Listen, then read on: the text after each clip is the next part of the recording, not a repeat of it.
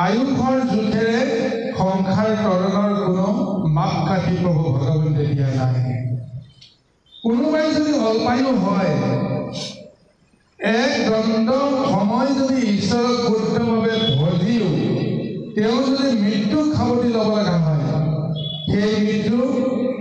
লাগে বা সিংহকে আদি কৰি বনৰীয়া জীৱ জন্তুৰ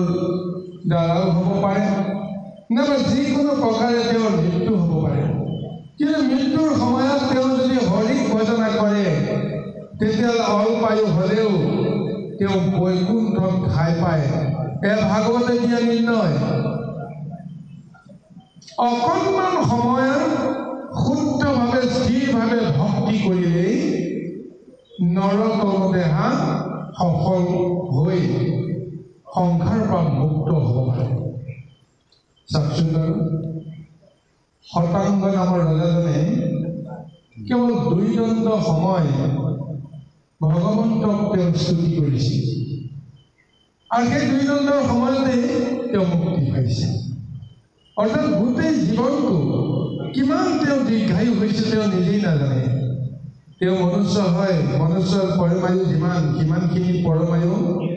লেখা জোখা নোহোৱাকৈ বৃদ্ধি হৈ গৈ থাকে। কেনেকৈ? যেতিয়া তেওঁ স্বৰ্গলোকত আছিল, ইন্দ্ৰকে আদি কৰি দেৱতাসকলক যেতিয়া দৈত্যসকলৰ কবলৰ পৰা ৰক্ষা কৰিবৰ কাৰণে তেওঁ পহৰা দি আছিল। কিমান যুগ পাৰ হৈ গ'ল, কিমান দিন তেওঁ স্বৰ্গত আছিল ক'ব নোৱাৰে। কিন্তু যেতিয়া ইন্দ্ৰই এদিন বুজি পাই গ'ল যে মৰদৰ জীৱ স্বৰ্গত আত্মত্যাগ কৰিব নোৱাৰে, স্বৰ্গত দেহ ত্যাগ কৰিব নোৱাৰে, গতিকে তেওঁ মৰ্ত্যৰ জীৱ মৰ্ত্যলৈ যাবই লাগিব, মৰ্ত্য দেহে তেওঁ দেহ ত্যাগ কৰিব। গতিকে সেইকাৰণে ভগৱন্তই যিহেতু স্বৰ্গত শতাংগৰ বিপৰীতে অন্য এজনক সেনাপতি হিচাপে কৃপা কৰিলে, শিৱৰ পুত্ৰ কাৰ্তিকক যেতিয়া সেনাপতি হিচাপে দেৱকুলে পালে, তেতিয়া শতাংগক ইন্দ্ৰই বিদায় দিছিল যে তুমি যিমানে যি আমাক সহায় কৰিলা, তাৰ বিনিময়ত তোমাক যি ভৰ লাগে খোৱা। তাৰপিছত শতাংগই ক'লে যে বৰ বাৰ লাগিব নালাগিব বেলেগ কথা, এতিয়া যে মই স্বৰ্গৰ পৰা যে পুনৰ মই মৰ্ত্যলৈ যাব লাগিব, মোৰ পৰমায়ু কিমান আছে, মই কেইদিন আৰু বাচি থাকিম, মোক অকণমান চাই চিতি দিয়ক। তেতিয়া ইন্দ্ৰই সিদ্ধান্ত দি দিলে, আৰু মাত্ৰ 2 দণ্ডৰ সময় আছে তোমাৰ জীৱন কাল। লগে লগে তেওঁ চিন্তা কৰিলে, এই 2 দণ্ডৰ সময়ত মই কি কৰিম? তাৰপিছত ইন্দ্ৰই ক'লে, তুমি যি কৰা কৰা, যদি সংসাৰৰ পৰা তুমি মুক্তি পাব লাগে, এই 2 দণ্ডৰ সময়তে যি কৰা সেইটো তোমাৰ ইচ্ছা। তেতিয়া তেওঁ নিৰ্ণয় কৰিলে, তাৰমানে মই ওৰেটো জীৱন বিধাই মই শেষ কৰিলোঁ, মই আৰু উদ্ধাৰ নাপাম। তেতিয়া তেওঁ চিন্তা কৰিলে, নাই নহ'ব, মই উদ্ধাৰ পাব লাগিব। তাৰপিছত দেৱতাসকলে ক'লে যে মই যিটো ব্যৱস্থাৰ মাজেৰে উদ্ধাৰ পাব বিচাৰি, দেৱকুলে মোক সহায় কৰিব নে নকৰে? দেৱকুল মান্য হৈ গ'ল যে আমি তোমাক সকলো প্ৰকাৰে সহায় কৰিম। তেতিয়া তেওঁ নিৰ্ণয় কৰিছে, মই এই মুহূৰ্ততে প্ৰভু ভগৱন্তক ধ্যান কৰিবলৈ মৰ্ত্যলৈ যাম, মোৰ সময় আছে মাত্ৰ 2 দণ্ডৰ সময় মধ্যলৈ যাওঁতে ভগৱন্তক স্তুতি কৰিবলৈ ইটো সিটো কৰিবলৈ প্ৰযত্ন কৰোঁতেই 1 দণ্ড সময় পাৰ হৈ গুচি যাওঁ। হাতত থাকিব 1 দণ্ড সময় আৰু 1 দণ্ড সময়তে মই যদি মুক্তি পাব লাগে তোমালোকে মোৰ দেহত যিটো শক্তি দি আছা সেই শক্তিখিনি মই এতিয়া ব্যৱহাৰ কৰিব বিচাৰিছোঁ। তোমালোকে একাত্মভাৱে মোৰ চিত বুদ্ধিত স্থিত হ'ব লাগিব। দেৱতাসকলে বাধ্য হ'ব আৰু সেই অনুসৰিয়ে 1 দণ্ড সময় কেৱল স্থিৰ বুদ্ধিৰে সমস্ত ইন্দ্ৰিয়ক এক কৰি লৈ যোগৰ মাধ্যমেৰে ভগৱন্তক তেওঁ স্তুতি কৰিছে আৰু সেই স্তুতিৰ ফলত 1 দণ্ডৰ সময়তে তেওঁ মুক্তি পাইছে। স্বৰ্গৰ পৰা আহি মধ্যত ঈশ্বৰক সেৱা পূজা কৰাৰ অন্তিম মুহূৰ্তলৈকে কৃষ্ণ প্ৰভু ভগৱন্ত আহি তেওঁ দৰ্শন দিয়ালৈকে 2 দণ্ড সময় তেওঁ প্ৰয়োজন দিছে আৰু এই 2 দণ্ডৰ সময়ে আমাৰ সমস্তকে দিছে। গুৰু কৰ্মখিনি কৰিবলৈ যাওঁতে গুৰুৰ আসনত সেই পৰম গুৰু প্ৰভু ভগৱন্তজনক আমি মন্ত্ৰৰে সৈতে সেই আসনত তেখেতক উপবিষ্ট কৰোৱালৈকে প্ৰতিষ্ঠা কৰোৱালৈকে তেওঁৰ শ্ৰীচৰণত যিখিনি সেৱাৰ মন্ত্ৰ বিধিমতে কৰিব লাগে সেইখিনি কৰালৈকে আসন লোৱাৰ পৰা সমাপ্ত হোৱালৈকে 1 দণ্ড সময় যথেষ্ট আৰু বাকীখিনি সময় ঈশ্বৰ সেৱা পূজা কৰিবৰ কাৰণে বিভিন্ন উপাচাৰ বিভিন্ন সামগ্ৰী যোগাৰ পাতি কৰি সেইখিনি ঠিক কৰালৈকে 1 দণ্ড সময় আৰু বাকী 1 দণ্ড সময় ভগৱন্তৰ স্তুতি কৰোঁ। যদিহে সেই সময়টো আমাৰ যদি সঠিক হয়, সেই ধ্যান ধাৰণাটো যদি আমাৰ সঠিক হয়, তেতিয়াহ'লে দ্বিতীয়বাৰ প্ৰভু ভগৱন্তৰ আগত স্তুতি কৰিব লগা নাই, পূজা কৰিব লগা নাই। স্বয়ং যদি প্ৰভু ভগৱন্ত আহি আমাক দেখা দিয়ে তেতিয়াহ'লে ঈশ্বৰ পৰ্যায়ত আৰু বাৰে বাৰে তেওঁ এনেদৰে স্তুতি কৰাৰ কোনো প্ৰয়োজন নাই। নাম লোৱাৰ লগে লগে প্ৰভু ভগৱন্ত আমাৰ ভিতৰত আহি স্থিত হৈ যাব। আৰু ঠিক তেনেকৈ আজি ভাগৱত টীকাকাৰে কৈ আছে, যদিহে আমি হৰিত ভকতি কৰি 1 দণ্ড সময়তেও যদি কৃষ্ণক স্তুতি কৰি যদি মৃত্যু মুখত পৰিব লগা হওঁ, কৃষ্ণৰ ইচ্ছামতে যাৰ হাতত মৃত্যু নহওক ক'ব লগা নাই, কিন্তু কৃষ্ণৰ নাম লৈ আমি যদি মৃত্যু হওঁ তেতিয়াহ'লে পৰম মুক্তি পাই যাম। এতিয়া দেৱতাৰ হাতত মৃত্যু হ'বলৈ গৈ আছে বিদ্যাসুৰ। দেৱতাৰ হাতত মুক্তি পালে মৃত্যু হ'লেতো মুক্তি নাপায়, কিন্তু তেওঁ মুক্তি পাবলৈ গৈ আছে কিহৰ কাৰণত? সৰ্বখনে যে ঈশ্বৰক তেওঁ স্তুতি কৰি আছে, সৰ্বখনে যে ঈশ্বৰক তেওঁ ধ্যান কৰি আছে, ঈশ্বৰৰ বাহিৰে তেওঁ কাৰো লগত সম্বন্ধ নাই। গতিকে এইটো জন্মত মই কাৰ হাতত মৃত্যুবৰণ কৰিব লাগিব নিৰ্ধাৰিত হৈ আছে পূৰ্ব জন্মতে। গতিকে সেইকাৰণে আমি কালৰ পৰা আমি কেতিয়াও হাত সাৰিব নোৱাৰোঁ। গতিকে সেইকাৰণে সুন্দৰভাৱে কৈছে যে হৰিত বিমুখ হৈয়া সহস্ৰ বৎসৰে দিয়া খনিকৰো নাসাৰিলে ফল, মৰিলে মাত্ৰকে আঁকি জগততে বান্ধি নিয়া ভুঞ্জে যে যাতনা সফল। হৰি ভজনা নকৰাকৈ যদি সহস্ৰ বছৰো যদি জীয়াই থাকোঁ, জীয়াই থকাৰ পিছতো সংসাৰৰ পৰা আমি কেতিয়াও মুক্তি নাপাম। মৃত্যুৰ সময়ত জন্মতে আহি আমাক ধৰি বান্ধি জমপুৰলৈ লৈ যাব আৰু কৰ্ম দুখৰ বিচাৰ কৰি মহাশাস্তি আমাক দিব, তাৰ পৰা আমি ৰেহাই নাপাম।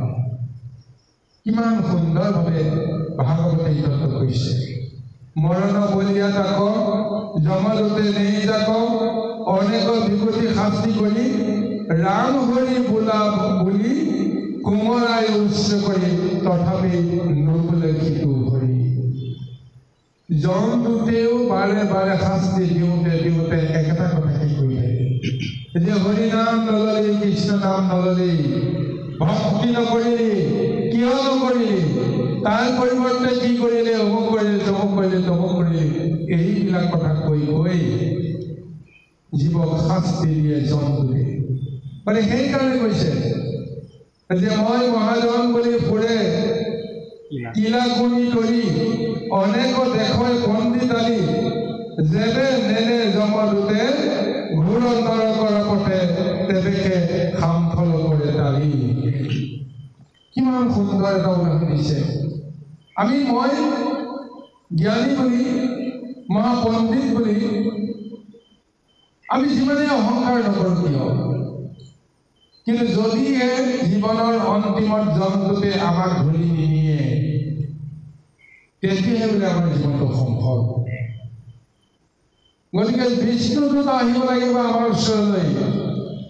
বিষ্ণুদূতে যদি আমাক হাতে লেঠে কৰি লৈ যায় তেতিয়াহ'লে আমাৰ জীৱন সম্ভৱ বিষ্ণুদূতে আহিলে সেৱা কৰিব পূজা কৰিব আৰু ধৰ্মক বা ঈশ্বৰক যেনেকৈ তেওঁলোকে সেৱা কৰে সেইজনকো তেওঁলোকে তেনেকৈ সেৱা কৰি মান্য কৰি লৈ যাব তাৰ পৰিৱৰ্তে যদি জন্তুত আহিব লগা হৈ যায় তেতিয়াহ'লে জানিব লাগিব যে আমাৰ নৰকত বাস গতিকে ভাগৱতে কৈছে তুমি 100 বছৰ পৰিৱৰ্তে তুমি যেনে সহস্ৰ বছৰ জীয়াই থাকিলা কি হ'ল কোনোদিন সুখ ভোগ কৰিব নোৱাৰিলা মৃত্যুৰ সময়ত মৃত্যুৰ ভয়ে তোমাক এনেকৈ কাবু কৰি পেলালে জন্তুতে আহি তোমাক ধৰি লৈ গুচি গ'ল তুমি বাচিব নোৱাৰিলা হাৰিব নোৱাৰিলা গতিকে সেইকাৰণে কৈছে যে এইখন সংসাৰত কেৱল ঈশ্বৰৰ লগত সম্বন্ধ কৰিহে আমি কৰ্ম কৰিব যত্ন কৰিব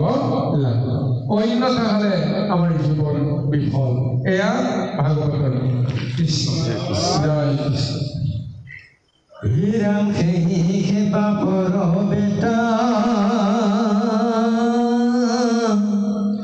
গুচাইলে যমৰ চটা হৰিক ধৰিলে দিহ পৰি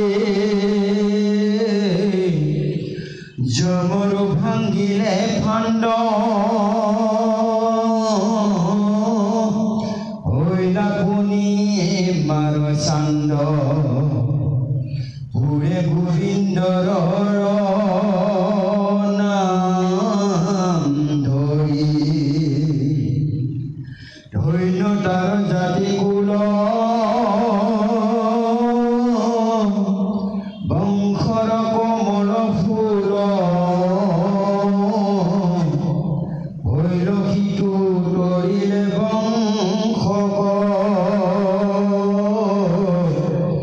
কুলৰ উপদীপ হৈল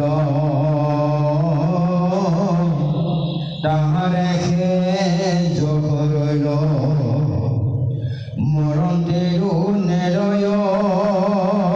কৃষ্ণ ৰাম শুনা মুকুন্দৰ কথা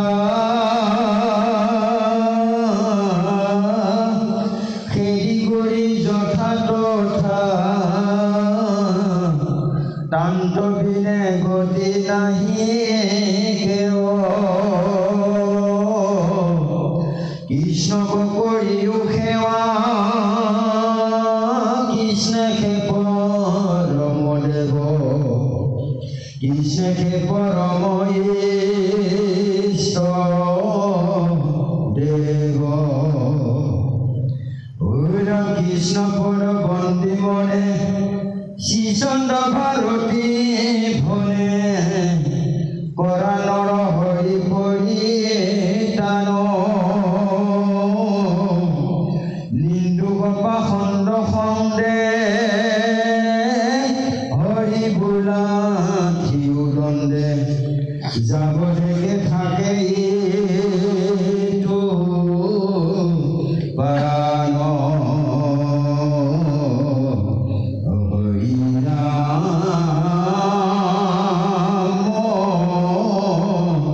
ৰাম ৰাম জয় জয় গুৰু নমস্কাৰ মনুষ্যক এক কৰ্তৃত্ব দিছে বাপৰ বেটা বুলি পৰিচয় দিব পৰা যিটো আমাৰ সৎ সাহস বা সৌভাগ্য সেইটো কেনেকৈ আমি সাধন কৰিম এতিয়া আমাৰ পিতৃপুৰুষক সদায় শ্ৰেষ্ঠ বুলি জ্ঞান কৰিছে গতিকে সেই পিতৃপুৰুষৰ পৰাই যিহেতু আমি সংসাৰখনক বুজিবৰ কাৰণে হওক বা নিজকে বুজিবৰ কাৰণে হওক আমি জগতৰ এই পোহৰ আমি পালোঁ গতিকে সেইজনৰ পুত্ৰ হিচাপে যদি আমি সঁচাকৈ পৰিচয় দিব লাগে তেতিয়াহ'লে দৃঢ় কৰি হৰিক আমি ভজিব লাগিব বুলি কৈছে ভাগৱতে নিৰ্ণয় দিছে তেতিয়াহে যমৰ দায়ৰ পৰা আমি হাত সাৰিম স্বাভাৱিকতে এই সংসাৰত যিমানবিলাক নৰজন্ম হয় এই নৰকসকলক যমে যেনেকৈ নৰক ফান্দত পেলাবলৈ সদায় বিচাৰে কেনেকৈ ফান্দত পেলাব যে মহাপাপ কৰিয়েতো জীৱ সমষ্টিয়ে সংসাৰত আহিব লগা হয় গতিকে যমে সদায় চিন্তা কৰে সংসাৰত যিমানবিলাক জীৱ জন্ম লৈছে সমস্তবিলাকৰ ওপৰত মোৰ অধিকাৰ আছে কাৰণ পূৰ্বজন্মত কিবা এটা ভুল কৰিছে কাৰণে এইটো জন্ম তেওঁ আকৌ ল'ব লগা হৈছে তেওঁ যে পূৰ্বজন্মতেই যদি প্ৰকৃত শুদ্ধ কৰ্ম কৰি নিজকো বুজিলেহেঁতেন জগতকো বুজিলেহেঁতেন তেতিয়াহ'লে মুক্তি হৈ তেওঁ গুচি গ'লহেঁতেন আৰু সংসাৰলৈ আহিব লগা নহ'লহেঁতেন সংসাৰলৈ আহিল যেতিয়া জন্ম হ'ল যেতিয়া কোনোবা মায়া প্ৰকৃতিৰ গৰ্ভৰ পৰা তেওঁ জন্ম হ'ল যেতিয়া যমে কৈছে যে মোৰ অধিকাৰ আছে গতিকে তেওঁ বিচাৰি থাকে যে ক'ত তেওঁ কৰ্মদোষ হয় কৰ্মদোষ হ'লে সেই কৰ্মদোষৰ কাৰণতে তেওঁ শাস্তি দিয়াৰ এটা সুবিধা পায় যমে গতিকে সেইখন জাল বোলে যমে সদায় তৰি আছে জীৱসকলৰ কাৰণে তাৰ পৰা পৰিত্ৰাণ সহজতে নাপায় কিন্তু যদিহে পৰিত্ৰাণ পাব লাগে তেতিয়াহ'লে তেওঁ হৰিক ভজনা কৰা হৰিক ভজনা কৰিলে যমে তৰা জালখনেও তোমাক বান্ধি ৰাখিব নোৱাৰে গতিকে সেইকাৰণে কৈছে যমৰো ভাংগিলা ফান্দ হৈলা পূৰ্ণিমাৰ চান্দ পুৰে গোবিন্দৰ নাম ধৰি তেওঁৰ ৰূপ পায় সেইটো পূৰ্ণিমাৰ চন্দ্ৰটোৰ দৰে অতি উজ্জ্বল হৈ পৰে তেওঁ আৰু সদায় গোবিন্দৰ নাম গাই গাই সমস্ত জগত তেওঁ পবিত্ৰ কৰি পৰে সেইকাৰণে কৈছে ধন্য তাৰ জাতি গ'ল বংশৰ কমল ফুল হৈলকিত ধৰিলে বংশ সেইজনেই ধন্য সেইজনে জাতিকো উদ্ধাৰ কৰে বংশকো উদ্ধাৰ কৰে নিজেও সংসাৰ তৰি যায় আৰু তেওঁ কৈছে কুলৰ প্ৰদীপ তেওঁৰ যশ গুণ কীৰ্তি মৰাৰ পিছতো চিৰদিনৰ কাৰণে ৰৈ যায় সেইজনে অমৰ যাক আমি অমৰ বুলি কওঁ যিজনে মৃত্যুৰ পিছতো সমস্ত জগতৰ প্ৰশংসা লাভ কৰে সমস্ত জগতে যাৰ গুণ যশ কৈ শেষ কৰিব নোৱাৰে সেইজনকে কোৱা হৈছে অমৰ কাৰণ তেওঁ নামৰ মাজেৰে কৰ্মৰ মাজেৰে তেওঁ সদায় জীৱন্ত হৈ থাকে কাৰণৰ ওচৰত সংসাৰী জীৱবিলাকৰ ওচৰত গতিকে সেই কথাটোকে আমাক উপলব্ধি কৰিবলৈ কৈছে মৃত্যু কেতিয়া আহে ডাঙৰ কথা নহয় মৃত্যুক আমি জয় কৰিব লাগিব কেনেকৈ জয় কৰিম যেতিয়া মৃত্যুক নিজে নিজে ঈশ্বৰৰ ওচৰত যেতিয়া অৰ্পণ কৰিম তেতিয়াই আমি মৃত্যুক জয় কৰা হ'ব আজি বিদ্যাঘৰে সেইটোকে কৰি গৈ আছে ঈশ্বৰৰ ইচ্ছা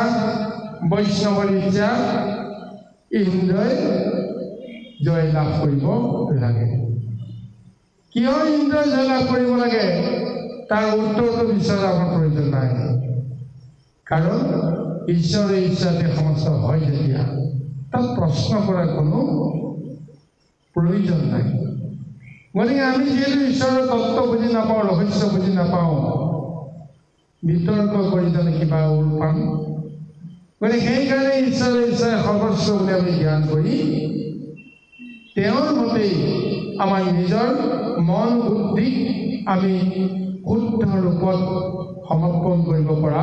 হ'ব লাগিব। আজি বিদ্যাসুৰে যিটো কৰিবলৈ গৈ আছে তদ্ৰুপ আমিও সেই কৰ্মটোকে কৰিব লাগিব। কৃষ্ণ আহক।